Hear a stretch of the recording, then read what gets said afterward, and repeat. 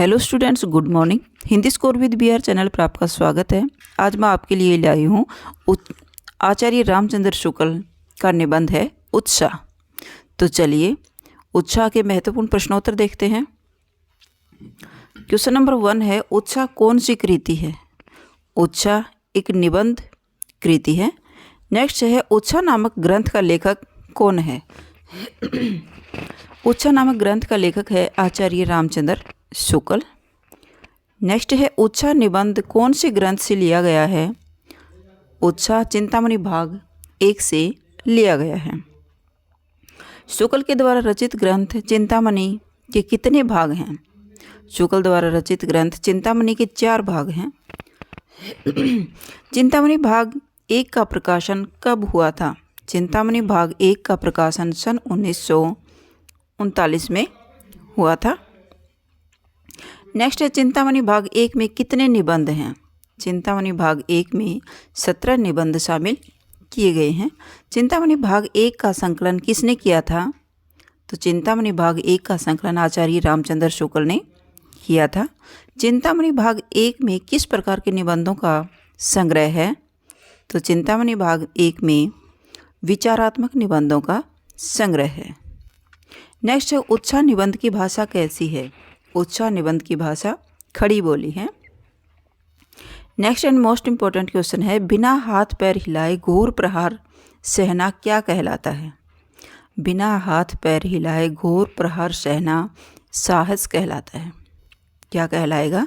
साहस। कठिन से कठिन प्रहार सहकर भी जगह से न हिलना क्या कहलाएगा? कठिन से कठिन प्रहार सहकर भी जगह से न हिलना धीरता कहलाएगा। नेक्स्ट है, धृति और साहस दोनों का संचरण किस में होता है? धृति और साहस दोनों का संचरण उत्साह में होता है।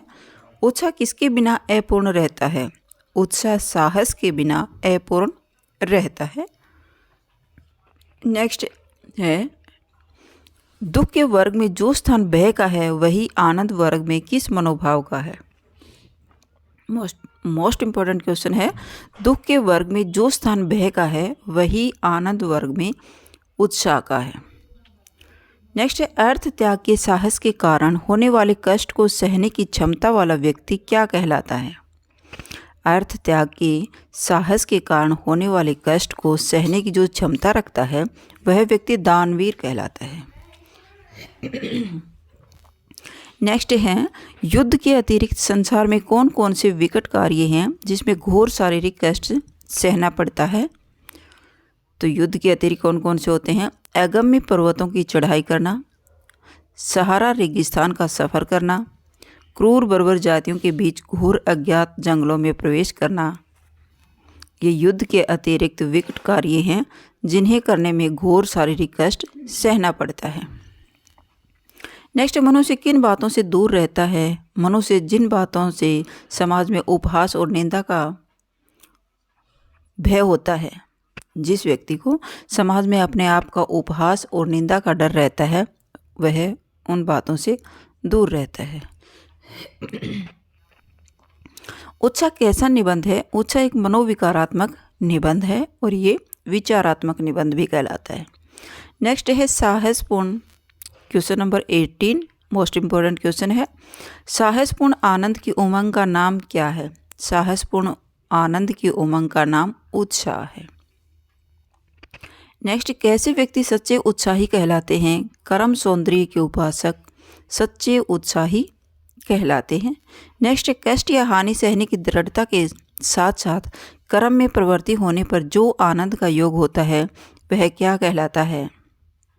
वह उत्साह कहलाता है।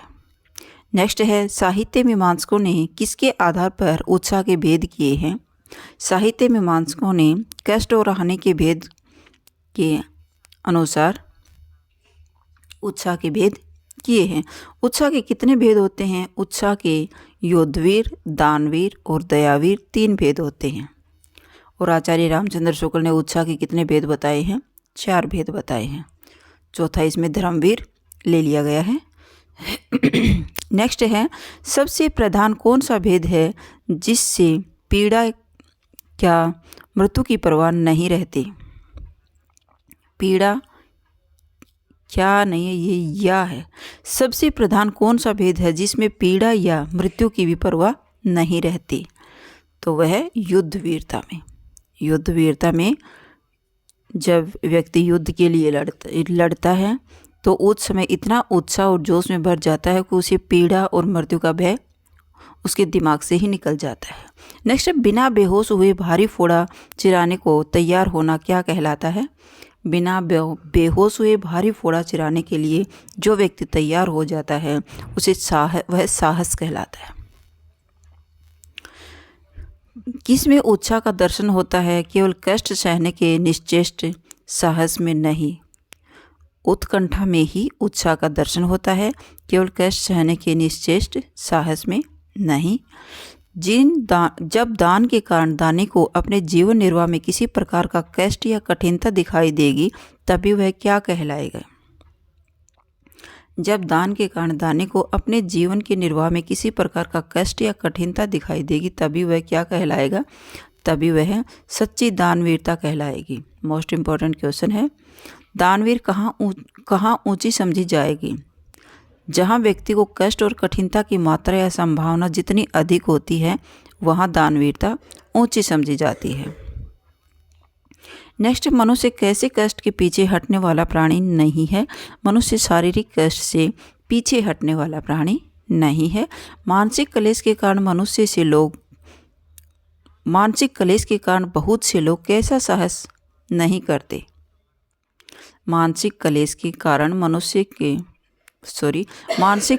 कारण बहुत से लोग कैसा साहस नहीं करते? कर्मों की ओर प्रवृत्त होने का साहस नहीं करते। प्रत्यक्ष हानि को देखते हुए भी कुछ प्रथाओं का त्याग बड़े बड़े समझदार व्यक्ति क्यों नहीं करते? जिन कुप्रथाओं से प्रत्यक्ष हानि होती है समाज में, फिर भी समझदार लोग उसका विरोध क्यों नहीं करते?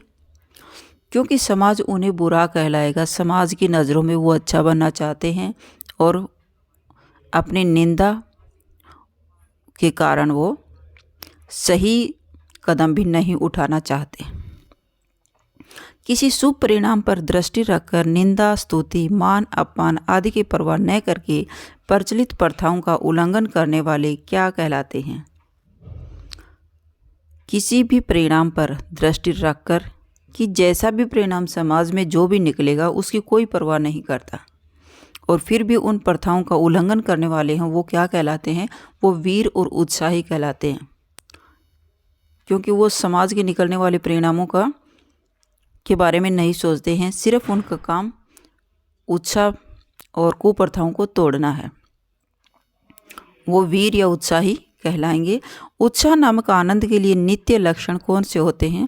उत्साह नामक आनंद के लिए नित्य लक्षण प्रयत्न और कर्म संकल्प होते हैं। नेक्स्ट है, प्रत्येक कर्म में किसका योग रहता है? प्रत्येक कर्म में बुद्धि का योग रहता है। 33 क्वेश्चन मोस्ट इम्पॉर्टेंट है। नेक्स्ट है 34, ये भी मोस्ट इम्पॉर्टेंट क्वेश्चन है। चाणक्य और राक्षस के बीच जो शिक्षा की चोटें हुई वे किसकी हैं या फिर वे क्या कहलाती हैं? वो नीति की चोटें हैं, क्योंकि उनसे नीति की शिक्षा मिलती है। उद्योग की तत्परता में किसकी अभिव्यक्ति होती है? उद्योग की तत्परता में उत्साह की अभिव्यक्ति होती है। जिस समय कोई विद्यार्थी आनंद के साथ सभा में शास्त्रार्थी पंडित से भिड़ने के लिए आता है उस समय किसकी प्रशंसा होती है? उसमें उसकी बुद्धि के साहस की प्रशंसा होती है। उत्साही की वीरता का ध्यान आदि से अंत तक पूरी क्रम श्रृंखला पर से होता हुआ कहाँ तक फैल जाता है? उसकी सफलता रूपी समाप्ति तक फैल जाता है। उत्साह की वीरता का ध्यान आदि से अंत तक पूरी क्रम श्रृंखला से होता हुआ उसकी सफलता रूपी समाप्ति तक फैल जाता है। Most important question. नेक्स्ट है, वीर के उत्साह का विषय क्या होता है? वीर के उत्साह का विषय क्या होता है? विजय, विधायक, कर्म या युद्ध। विजय प्राप्त करने के लिए कर्म करेगा या फिर युद्ध में तत्पर रहेगा। दान कैसे दिया जाता है? दान कैसे दिया जाता है? दान दयावश दिया जाता है, श्रद्धावश दिया जाता है और कीर्ति लोभ वश भी दिया जाता है। दयावश किसी पर दया करके, श्रद्धावश किसी पर श्रद्धा के अनुसार, और किसी को कीर्ति लोभ और कभी दान देने वाले का विचार कैसा होता है कि समाज में मेरी कीर्ति बनी रहे, उस वश भी लोग दान करते हैं। नेक्स्ट है कौन सी भावना उत्साह उत्पन्न करती है? तो कर्म भावना उत्साह उत्पन्न करती है। नेक्स्ट है कर्म के अनुष्ठान में आनंद विधान कितने रूपों में दिखाई पड़ता है? मोस्ट इम्पॉर्टेंट क्वेश्चन है। कर्म के अनुष्ठान में आनंद विधान 3 रूपों में दिखाई देता है। कर्म भावना से उत्पन्न, फल भावना से उत्पन्न और आगंतुक या विषयांतर के से प्राप्त या फिर उत्पन्न। नेक्स्ट है कर्म भावना में कौन सा रस होता है? कर्म भावना में उत्साह रस देखने को मिलता है। फल भावना प्रधान उत्साह किसका एक प्रच्छन्न रूप है? फल भावना प्रधान उत्साह किसका एक प्रच्छन्न रूप है? लोभ का एक प्रच्छन्न रूप है। उत्साह किसकी मिलीजुली अनुभूति है? मोस्ट इम्पॉर्टेंट क्वेश्चन है। उत्साह कर्म और फल की मिलीजुली अनुभूति होती है। जिस आनंद में कर्म की उत्तेजना होती है और जो आनंद कर्म करते समय तक बराबर चलता रहता है, उसे क्या कहा जाता है? उसे उत्साह कहा जाता है। उत्साह निबंध में किस प्रसिद्ध नाटक का उदाहरण दिया जाता है? उत्साह निबंध में मुद्रा राक्षस नामक नाटक का उदाहरण दिया जाता है। बहुत लंबी चौड़ी बातें करने वाला व्यक्ति क्या कहलाता है? बहुत लंबी चौड़ी बातें करने वाला व्यक्ति वाग्वीर कहलाता है। युद्ध वीरता में विजेतव्य को क्या कहा जाता है? युद्ध वीरता में विजेतव्य को आलंबन कहा जाता है। उत्साह किस किस के आलंबन होता है? जिस कार्य को करने के लिए हमारे मन में जो उत्साह उठता है, आलंबन कहलाता है। भाव जागृत होते हैं जिस कार्य के लिए। तो युद्ध में विजय प्राप्त करने के लिए भाव जागृत होते हैं, तो पूरे जोश के साथ युद्ध करते हैं, तो ये विजय तो क्या है? आलंबन भाव है। उत्साह किस किस का योग है? उत्साह साहस और आनंद का योग है। मोस्ट इम्पॉर्टेंट क्वेश्चन है। गर्मी में ब्राह्मण को पेठा देकर पुत्र की आशा करना वाक्य में कौन सा भाव है? गर्मी में ब्राह्मण को पेठा देकर पुत्र की आशा करना वाक्य में व्यंग्य भाव दर्शाया गया है। फल की इच्छा मात्र हृदय में रखकर जो प्रयत्न किया जाएगा वह अभावमय और आनंद शून्य होने के कारण कैसा होगा? फल की इच्छा मात्र हृदय में रखकर जो प्रयत्न किया जाएगा या फिर अभावमय और आनंद शून्य होने के कारण, यानी उस कार्य में कोई उत्साह नहीं होगा, तो वह निर्जीव सा हो जाएगा। हमारा चित्त कैसा करने पर हम अन्य विषयों में भी अपना उत्साह दिखा देते हैं? हमारा चित्त उत्साहित रहने पर भी हम अन्य विषयों में अपना उत्साह दिखा देते हैं। व्यक्ति किस प्रकार बताता है कि वह क्रोध में ही रहना चाहता है?